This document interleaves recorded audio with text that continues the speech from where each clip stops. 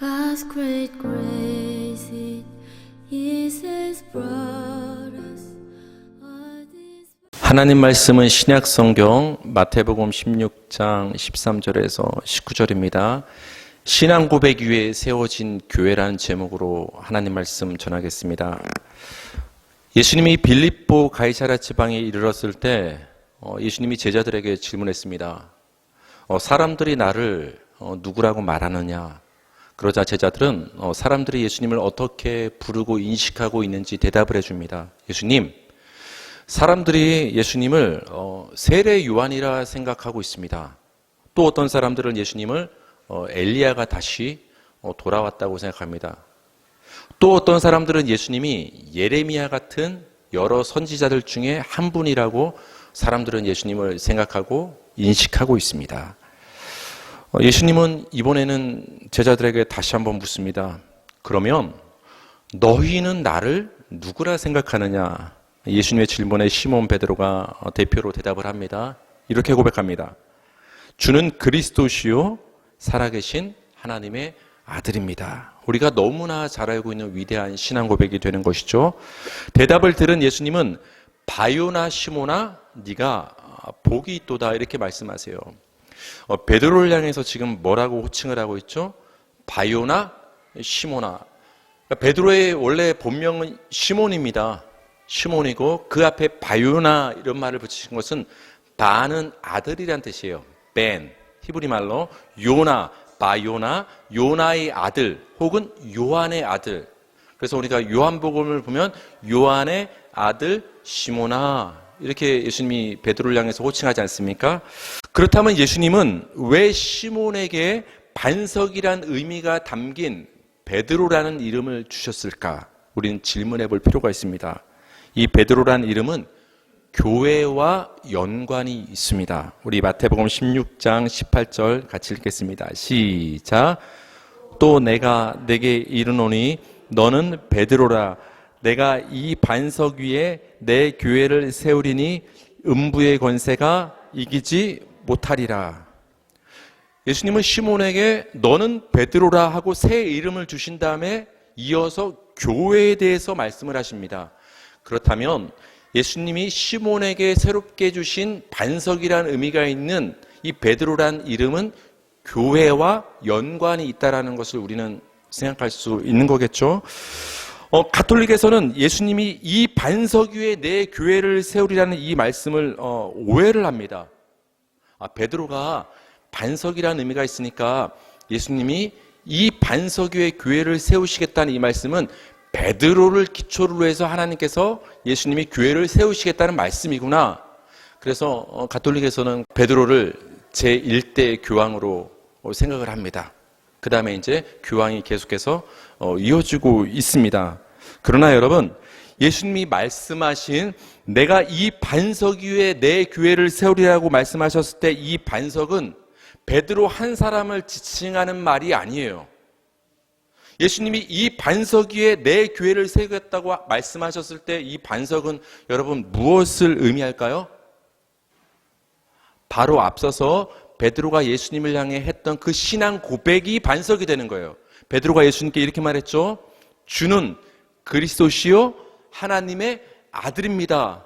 예수님을 향한 이 베드로의 신앙 고백이 기초석, 반석이 되는 거예요. 그 베드로의 신앙 고백 위에 내 교회를 세우겠다고 지금 예수님께서 말씀을 하는 거예요. 여러분, 교회가 무엇입니까? 지난주에 교회에 대해서 말씀을 드렸죠. 교회는 예수님에 대한 신앙 고백 위에 세워지는 게 교회예요. 몇몇 사람이 모여서 세우는 것이 교회가 아니에요. 인간의 조직과 모임이 교회가 아니에요. 그 어떤 인간의 생각과 방법 위에 교회가 세워지는 것이 아니라 예수님에 대한 신앙 고백이 기초가 되어 그 기초 위에 세워지는 게 교회예요. 여러분 모두 예수님을 주와 하나님의 아들로 신앙 고백하시는 줄 믿습니다. 그 여러분의 신앙 고백 위에 우리의 공통된 신앙 고백 위에 하나님의 교회가 세워지는 거예요. 이 베드로와 예수님의 대화를 통해서 예수님은 그 교회가 어떻게 세워지는가를 우리에게 말씀을 해줍니다. 그렇기 때문에 여러분 예수님을 향한 이 베드로의 신앙 고백의 자리는 바로 여러분 한 분 한 분의 자리가 되는 거예요. 베드로가 특별해서 예수님께 그런 신앙 고백을 했기 때문에 어떤 교황으로 추대받는 그런 특별한 위치에 있는 것이 아니라, 베드로가 예수님을 향한 신앙 고백을 했을 때 그 베드로의 신앙 고백이 예수님이 교회를 세운다고 약속하셨던 것처럼 여러분 한 분 한 분이 그 베드로의 자리에 있을 때, 예수님을 향해서 신앙 고백을 했을 때 그 여러분의 신앙 고백 위에 교회가 세워지는 거예요. 누가? 여러분 한 분 한 분이 교회로 세워지는 거예요. 교회는 여러분이 교회인 거예요. 그래서 우리 모두는 걸어 다니는 교회가 되는 거예요. 그래서 저는 지난주에 여러분께 굉장히 강조를 해서 말씀드렸어요. 오늘날 많은 목사님들이, 또한 세상의 시각으로 봤을 때 교회는 점점 없어지고 있다. 7, 80년대, 90년대에 비해서 교회는 점점 소멸하고 교인 수는 줄고 있다. 전 거기에 대해서 반박했어요. 절대로 성도는 줄지 않는다. 절대로 교회는 쇠퇴하지 않는다. 하나님의 교회는 정해져 있는 거예요. 우리 눈으로 봤을 때 교회가 문을 닫고 성도가 교단이 감소하고 줄어드는 것처럼 보이지만, 절대로 하나님이 정하신 하나님의 백성의 수는 줄지 않는 거예요. 왜? 인간의 조직이, 건물이 교회가 아니라 하나님이 창세전에 예정하시고 선택하신 한 분 한 분이 우리가 교회가 되기 때문에 교회는 결코 멸망하지 않는 거예요. 그래서 우리는 염려할 필요가 없는 거예요.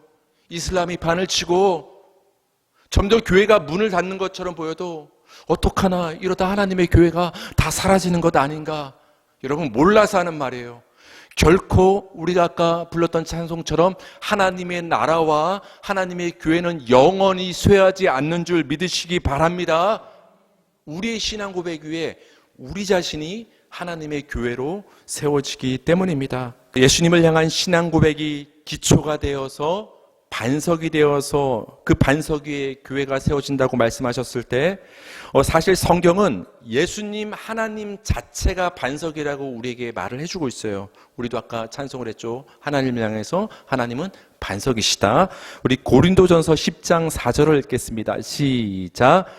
다 같은 신령한 음료를 마셨으니 이는 그들을 따르는 신령한 반석으로부터 마셨음에 그 반석은 곧 그리스도라. 그렇죠? 반석은 누구다? 그리스도라. 예수님이 반석이 되십니다. 그러니까 예수님을 향한 신앙 고백 위에 교회가 세워진다라는 것은 그냥 예수님 위에 세워진다는 의미가 되는 거예요. 주님만이 우리의 반석이 되는 거예요. 신명기 32장 4절 시작. 그는 반석이시니 그가 하신 일이 완전하고 그의 모든 길이 정의롭고 진실하고 거짓이 없으신 하나님이시니. 구약 성경에서도 여호와 하나님을 향해서 반석이라고 고백하고 있어요. 이 말은 지금 누가 설교하고 있는 내용이냐? 모세가 마지막 죽음을 앞두고서 여호수아를 후계자로 세우면서 마지막 이스라엘 총회 백성들 앞에 모여서 설교하고 유언처럼 말씀을 남길 때, 내가 지금까지 믿었던 하나님은 반석 같은 하나님이시다. 너희도 내가 떠나더라도 그 반석 같은 하나님을 끝까지 붙잡으라. 그 반석 같은 여호와 하나님만이 너희의 피난처가 된다고 지금 설교하는 장면이 되는 거예요. 또 다윗의 신앙 고백을 한번 볼까요? 시편 18편 2절 다 같이 시작.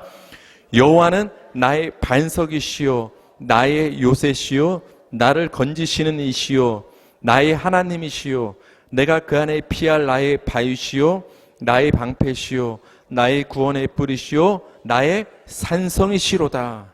다윗의 신앙 고백인데 여호와를 뭐라고 고백합니까? 나의 반석이요. 교회가 반석 위에 교회가 선다는 것은 예수라는 기초석을 중심으로 해서 교회가 세워진다는 거예요.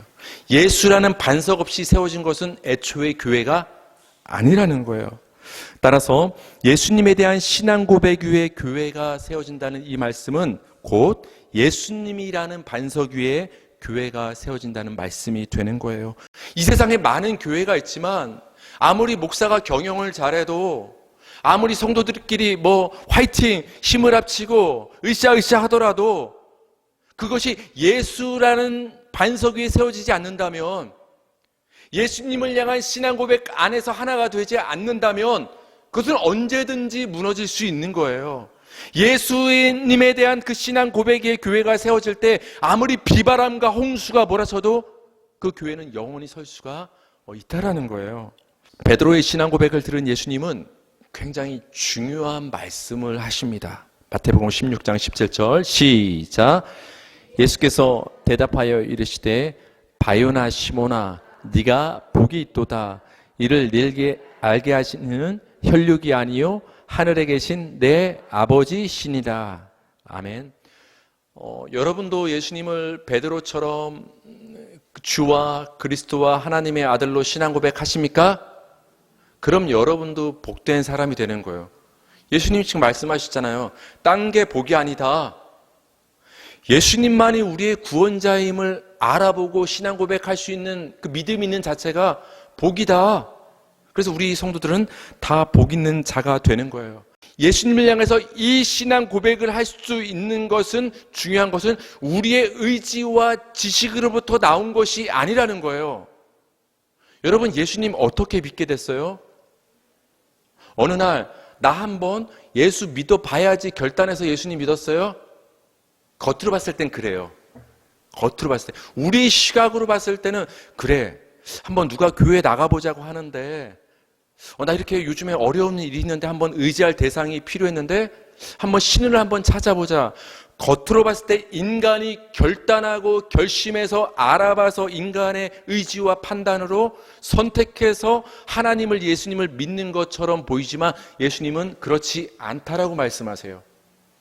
이를 네게 알게 한 이는, 예수님을 구주로 알게 한 이는 혈육이 아니다. 혈육이 뭐예요? 우리 인간에 관계된 모든 것을 혈육이라고 하는 거예요. 인간에 관련된 것은 육이고 하나님과 관련된 것은 성경에서 영이라고 하는 거예요. 하나님께 속한 사람은 그래서 영적인 사람이에요. 여러분 다 영적인 사람이에요. 내가 방언을 못해도 영적인 사람이에요. 우리 영적이면 환상을 보고 방언을 하고 뭔가 신비로운 경험을 해야 영적이라고 조금 생각을 하는데, 우리가 영이신 하나님께 속하면은 영적인 사람이에요. 영이신 하나님께 속하지 않으면 그 사람을 성경에서 뭐라고 말하느냐? 육이라고 하는 거예요. 꼭 세상에 나가서 어떤 몹쓸 짓을 하고 어떤 특별한 죄를 져야 그게 육에 속한 사람이 아니라 하나님께 속하지 않은 모든 사람은 육이라고 하는 거예요. 그래서 육은 사망이고 영은 생명이 되는 거예요. 근데 이 육은 절대로 스스로의 힘으로 하나님을 알아볼 수가 없어요. 눈앞에 보여져도 믿지 않아요, 사람은. 여러분, 놀라운 기적, 죽은 자가 일어나면 그들이 예수님 믿을 것 같아요? 요한계시록 한번 보세요. 요한계시록. 두 증인이 살아나지 않습니까? 그거 보면 깜짝 놀라서 회개하고 하나님, 예수님 믿어야 되는 거 아니에요? 어떡합니까? 더 완악해져요. 더 핍박하고 더 예수님 부인하고. 여러분, 눈에 보인다고 믿는 게 아니에요. 지식이 있다고 여러분 믿는 게 아니에요, 사람이. 혈육으로는, 인간 스스로는 믿을 수, 알 수 없다고 주님이 분명히 말씀하십니다. 그럼 어떻게 알아야 돼요? 하나님의 은혜로만 알고 고백하게 되는 거예요.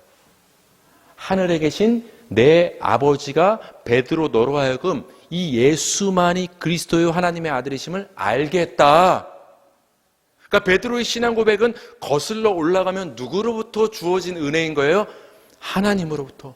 여러분이 그 옛날 몇 년 전에, 몇십 년 전에 예수님을 믿습니다, 그렇게 회개하고 주님께 돌아왔을 때 그 신앙 고백이 여러분의 입술을 통해서 하나님 앞에 드려진 것은 하나님이 여러분을 깨우시고 깨닫게 하시고 알게 하셨기 때문에 그 신앙 고백이 나온 거예요.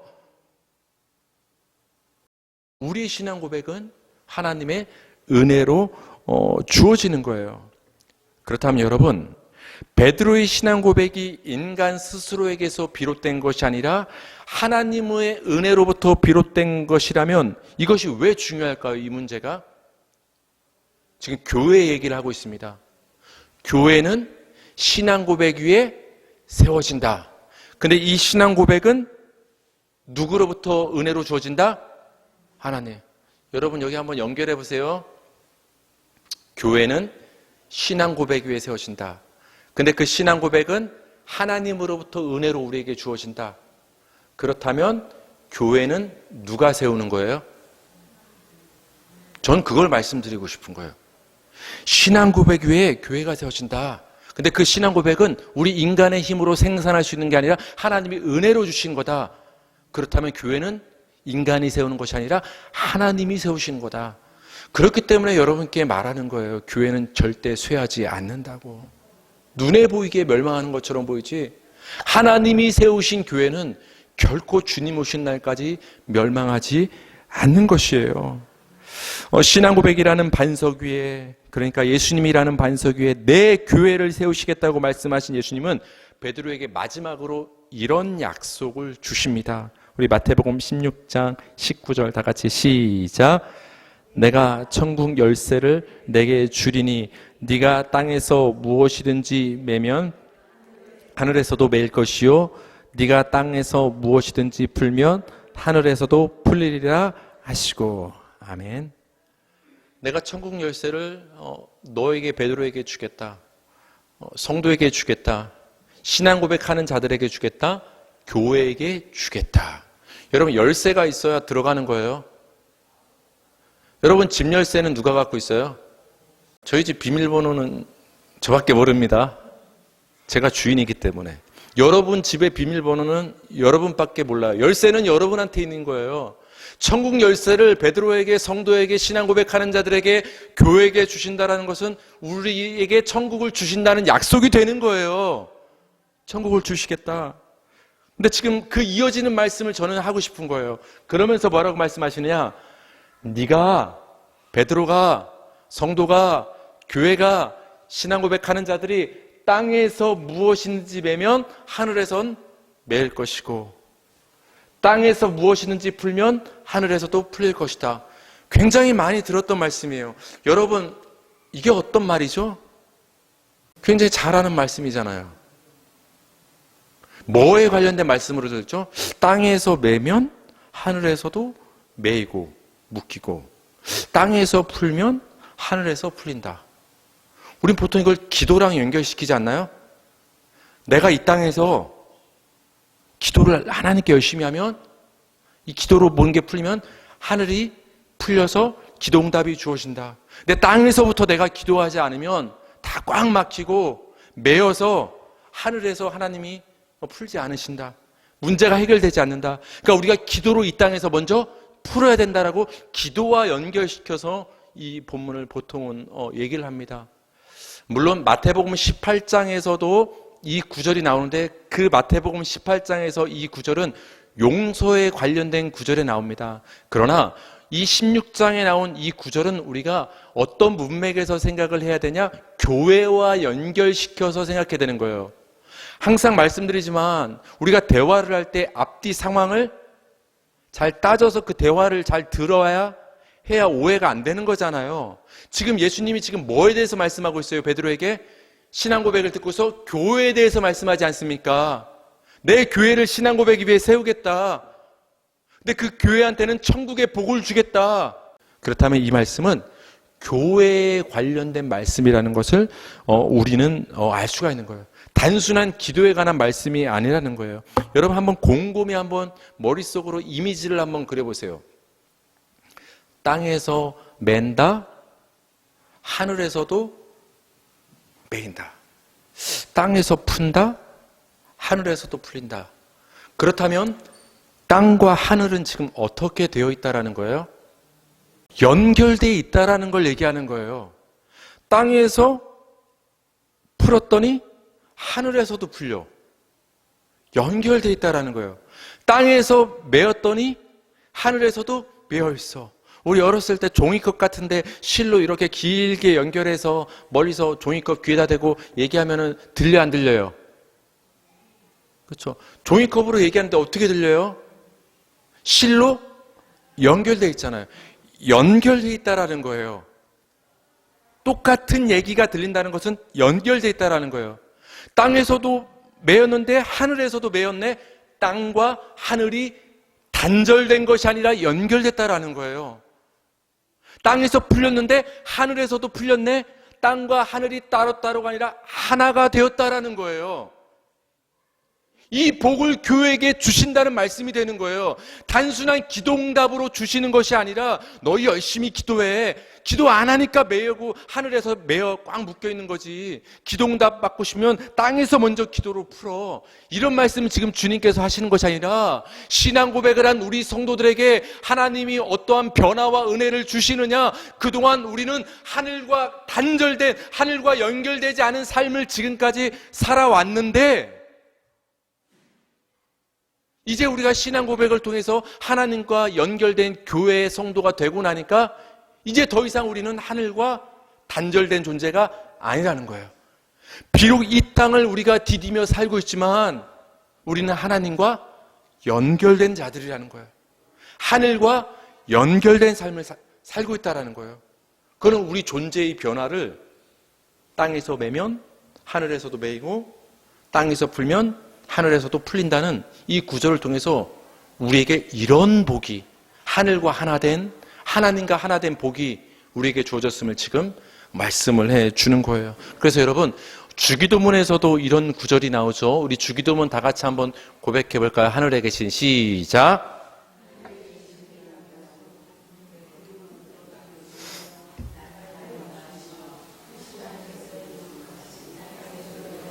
됐어요. 뜻이부터 다시 한번 시작. 뜻이 하늘에서 이루어진 것 같이 땅에서도 이루어지이다. 똑같은 얘기하고 있는 거예요. 뜻이 하늘에서도 이루어졌는데 땅에서도 이루어지네. 그러면은 하늘과 땅이 구분된 게 아니라는 거네. 하늘과 땅이 하나가 됐다는 거네. 누구 안에서? 생명의 떡이신 일용할 양식이신 그 예수 안에서 하늘과 땅이 하나가 되는 역사가 일어나고 있구나. 그것을 우리 성도는 기도해야 되겠구나. 그래서 주기도문을 가르쳐 주신 거예요. 그게 우리 교회의 운명임을.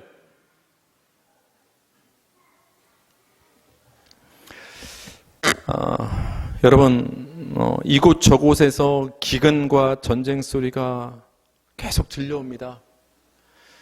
그 전쟁이 일어나는 모습을 보고 정치적으로 판단을 하고 종교적으로 판단을 하고 어떤 도덕과 인륜과 세계 평화의 관점에서 사람들은 누구 편이 맞다, 누가 옳다, 그러지 않다. 여러분, 세상의 도덕법과 윤리와 인간의 정의는 옳지 않다는 걸 여러분 빨리 깨달으시기 바랍니다.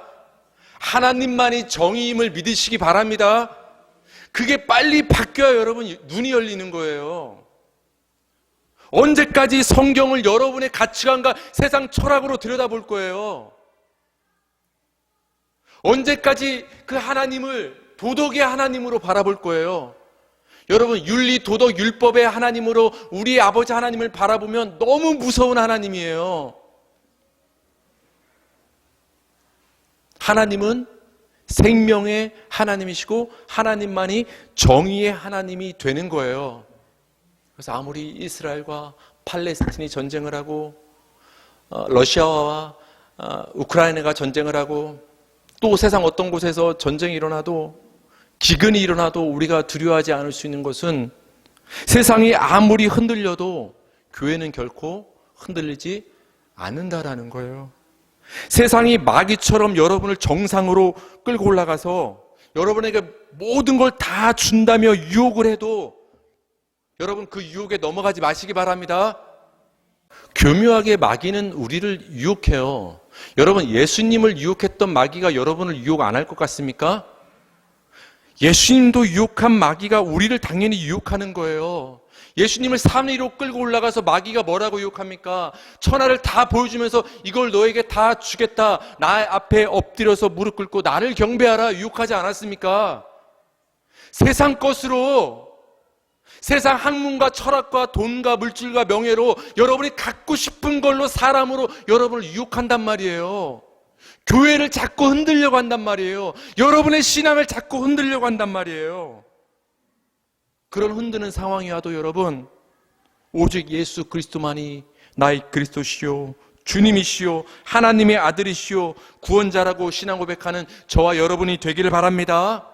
그 예수님을 향해서 변함없는 신앙 고백을 하는 그 여러분 위에, 아니 여러분 자체가 하나님의 성전으로 든든히 서가길 주님의 이름으로 축복합니다.